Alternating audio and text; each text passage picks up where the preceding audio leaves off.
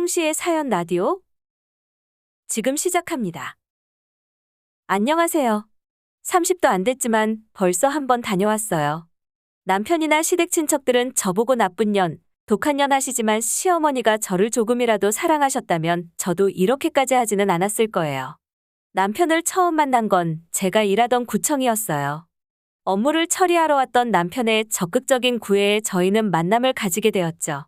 저는 고등학교 졸업하자마자 시험 준비를 해서 지금은 8급까지 올라왔어요. 그래도 주변에 있는 또래 친구들에 비하면 나름 나쁘지 않은 스펙이라고 생각했어요. 하지만 대기업 다니고 월급이 400이 넘는 남편이 봤을 때 제 월급은 별거 아니라고 생각했을 수도 있어요. 그래서 그런 건지 시어머니는 처음부터 남편과 저의 결혼을 탐탁치 아니하셨어죠. 자기 또래의 고등학교까지만 나와도 고학력자라며 여자가 대학 나와서 어디다 쓰냐고 하시던 분이 저는 대학 안 나와서 자기 아들에 비해 급이 떨어진다는 말을 입버릇처럼 하셨어요. 저희 부모님께서는 시어머니가 70이 넘었고 옛날 사람이라 그런 거라며 너무 못되게 구는 거 아니면 그냥 그러려니 하라고 하시더군요. 그러면서도 책 잡히고 살지 말라며 전셋집을 구해주셨어요. 결혼하고 나서도 제 면전에다가 자기 집안이 손해보는 결혼을 했다며 끊임없이 불평을 늘어놓으셨죠. 이해는 해요. 혼자서 아들 대학까지 보내서 장가 보내는데 당연히 아깝겠죠. 그래도 신혼 때는 남편이 걱정하지 말라며 시어머니 잔소리는 본인이 다 막아주겠다고 했었어요. 믿져야 본전이었고 어차피 제가 믿을 수 있는 건 남편밖에 없었으니까요.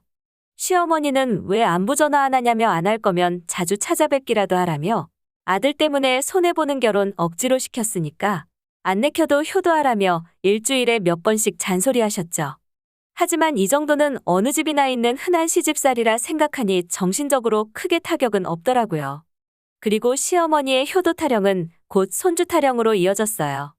사실 남편하고 얘기된 부분이기도 했고 저도 결혼하면 아이를 갖고 싶긴 했어요. 하지만 벌써부터 아이를 갖기엔 저희가 아무 준비도 안 하고 있었어요. 게다가 이제는 부부니까 앞으로 미래를 준비하려면 서로의 경제 상황은 알아야 했죠.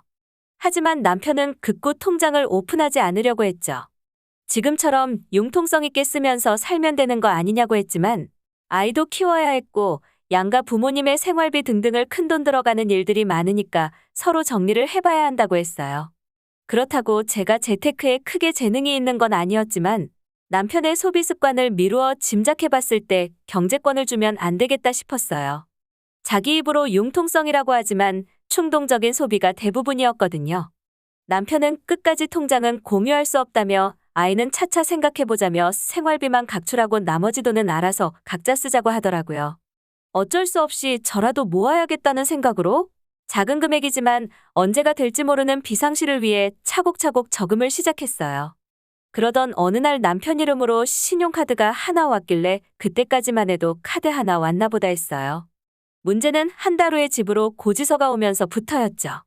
보통 요새는 카드 새로 만들면 고지서를 앱으로 받던지 안 오게 하는데 남편이 실수를 한 건지 우편물로 송달되었더라고요. 평소에 남편이 저에게 모든 걸 오픈했으면 저도 그런 일이 없었을 텐데 저에게 자꾸만 감추려 하니 저도 모르게 우편물을 열어보고 말았습니다. 청구 금액이 거의 350만 원이었어요. 혹시 내역에 룸살롱이나 단란주점 같은 게 있으면 어떡하지 했는데 다행히도 그런 건 없었어요. 남편에게 솔직하게 고지서 받다고 얘기했어요. 고지서 받는데 이번 달만 이렇게 쓴 건지 평소에도 혹시 이렇게 쓰냐고 물어봤는데 왜 받냐고 화를 내더라고요. 같이 화내면 싸움만 커질 것 같아서 침착하게 얘기했어요. 네가 벌어서 네가 쓰는 거니까 크게 상관없는데 너 아이 낳고 키우고 싶다고 하지 않았냐? 저금은 제대로 하고 있냐고 물어봤죠. 제가 침착하게 얘기하니까 남편도 그제서야 자기는 아이도 갖고 싶지만 지금 당장은 하고 싶은 거 하며 즐기며 살고 싶다고 얘기하더라고요. 왜 결혼 전과 얘기가 다르냐며 따졌지만 남편은 그런 게 아니라며 아이도 낳고 싶지만 일단 당장은 자기 인생도 중요하다는 거예요. 그럼 적금 들게 월급 받으면 일정 부분 달라고 하니 그것도 싫다며 그냥 각자 벌어서 각자 쓰자고 하더라고요. 남편도 말을 바꾸니 저도 무조건 남편에게 맞춰줄 필요도 없었죠. 각자 벌어서 각자 쓰는 거 좋다. 대신 지금부터 시댁 식구는 네가 챙겨라. 나는 앞으로 친정만 챙길 거다. 서로 이것에 대해 나중에 딴말하기 없기로 합의봤습니다. 쿨하게 합의가 된 것 같으면서도 이런 식으로 같이 살려고 결혼한 게 아닌데라는 생각이 들더라고요. 그때부터 남편과 하나둘씩 크고 작은 마찰들이 생기기 시작했어요. 각자 벌어서 각자 쓰자는 게 집안일까지 나 몰라라 하라는 뜻은 아니었는데 어느 순간부터 남편은 집안일에서 손 놓고 집에서는 밥도 안 먹더라고요. 거기까지야 그러려니 했는데 자기는 집에 와서 잠만 자니까 청소도 자기가 하는 건 부당하다며 안 하려고 했고요. 그러면서 빨래는 세탁기가 하는 거니까 저보고 같이 좀 돌려달라고 하네요. 그러면서도 남편은 잠자리만 원하니 저는 당연히 거부했죠. 제가 거부하자 남편도 빈정상한 건지 그때부터는 완전 남남이나 다름없었어요. 얘랑 왜 사나 이런 생각이 들고 왜 가정 지키려고 나 혼자 고민해야 하나 하는 생각이 들더라고요. 그래서 그때부터 시댁이고 집안일이고 정말 전부 다 손 놓아버렸습니다.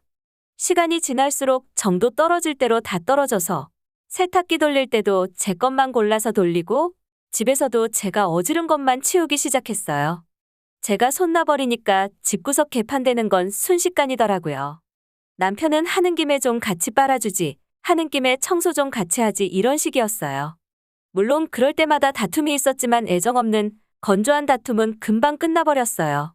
그렇게 반년쯤 지났을 때 남편이 사고를 좀 크게 당했어요. 일하다가 화상을 입어서 어느 정도는 산재로 처리했는데 비급여 부분이 크더라고요. 노출이 안 되는 곳이면 상관없는데 얼굴이랑 목이랑 흉이 좀 크게 남았어요. 그래서 성형수술을 알아보는데 비용이 만만치 않았는지 저에게 도움을 요청하더라고요. 당연히 거절했어요. 그렇게 같이 미래에 대해서 준비하자고 할 때는 당장 즐겨야 하는데 왜 방해하냐는 식이더니 정작 이렇게 사고가 생기니 이제 와서 돈 빌려달라뇨. 물론 불쌍하긴 해요. 겨울에 집 없는 고양이들 보는 딱 그 정도예요. 적극 나서서 도와주고 싶다는 생각도 전혀 안 들고요. 그렇게 자기 돈 잘 번다고 까불더니 뭐 하다가 이제 와서 저한테 손을 벌리는지 이해가 안 되네요. 몇 번이고 돈 모아야 한다고 얘기도 해줬는데도 그렇게 제가 아끼고 아껴서 모으는 동안 펑펑 쓰면서 지내더니 이제 와서 비빌 곳 없으니까 저한테 빌붙으려고 하는 건데 그 와중에 제가 안 도와준다고 하니 저만 나쁜 년이라며 몰아가길래 결국 갈라섰습니다. 앞뒤 다 잘라먹고 자기 아쉬운 얘기만 했는지 시어머니도 저보고 2년 전년 하시는데 당신 아들이 얼마나 못났는지 알려주려고 설명을 해줘도 듣고 싶은 것만 듣길래 지금은 다 차단해버렸습니다. 남편 다쳤는데 이때다 싶어서 헤어지냐며 저한테 손가락질을 하실 수도 있겠지만 저에게 남편 다친 건 그저 작은 이벤트일 뿐 언제 헤어져도 이상하지 않을 사이였어요. 지금도 저는 아무런 후회는 없습니다. 남편의 흉한 몰골은 이제 제 기억 속에서 지워버리고 앞으로는 제 인생만 떠올리며 살아갈 거예요. 홍시의 사연 라디오 오늘 이야기 여기까지입니다. 재미있게 들으셨다면 구독과 좋아요 부탁드립니다.